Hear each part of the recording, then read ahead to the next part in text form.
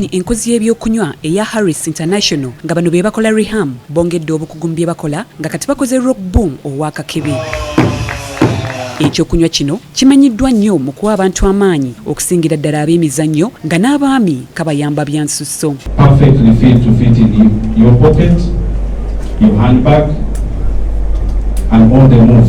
Many of us in Uganda need the extra push, the little motivation to get up in the morning, the little motivation to execute our work to the best of our abilities. Many women in Uganda are proud of their husband performance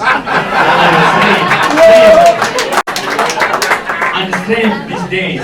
Not recommended for children and persons sensitive to caffeine. Omu ku bakugu mu kitongole ki Harris International, Adrian Kateregga agamba nti engeri gye basabiseemu ekyokunywa kino egendereddwamu okwongera omutindo ku kyokunywa kino era ng'akakebe kano ebbeeyi yaako ekyukamu. Abagenda mu supermarket, abagenda mu maduuka ga bulijjo, Rock Boom agenda kubeera ku 3,000 zokka. Naye mu mabaala bakasitoma bajja kubanga bakyajinga ebbeeyi okusinziira bwe balaba oba ku magoba ge babagala okufunako.